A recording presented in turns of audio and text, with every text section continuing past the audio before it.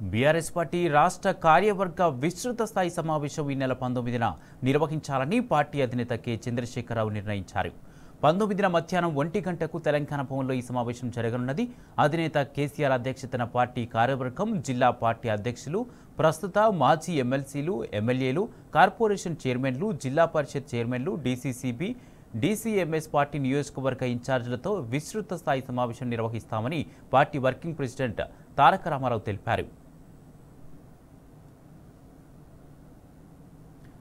BRS party ఆవిర్భవించి 25 ఏళ్లు కావస్తున్న నేపథ్యంలో పార్టీ సిల్వర్ జూబ్లీ వేడుకల నిర్వహణతో పాటు పార్టీ సభ్యత్వ నమోదు, పార్టీ నిర్మాణం తదితర నిర్మాణాత్మక అంశాలపై విస్తృత స్థాయిలో చర్చించనున్నట్లు కేటీఆర్ తెలిపారు. రాష్ట్రంలో కాంగ్రెస్ ప్రభుత్వం అనుసరిస్తున్న ప్రజా వ్యతిరేక విధానాలు, రాష్ట్ర ప్రభుత్వ వైఫల్యాల మీద ప్రధానంగా చర్చ జరగనున్నది. ప్రభుత్వ వైఫల్యాలను ఎండగట్టేందుకు బీఆర్ఎస్ పార్టీ శ్రేణులు చేపట్టాల్సిన కార్యాచరణపై సమగ్రంగా చర్చించనున్నారు.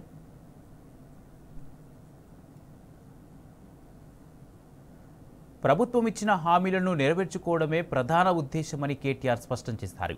తమ హక్కులను కాపాడుకునే దిశగా రాష్ట్ర ప్రజలను చైతన్యం చేసేందుకు పార్టీ నాయకత్వం, కార్యకర్తలు, శ్రేణులు అనుసరించాల్సిన వ్యూహాలు, విధానాలపై చర్చిస్తామని ఆయన తెలిపారు.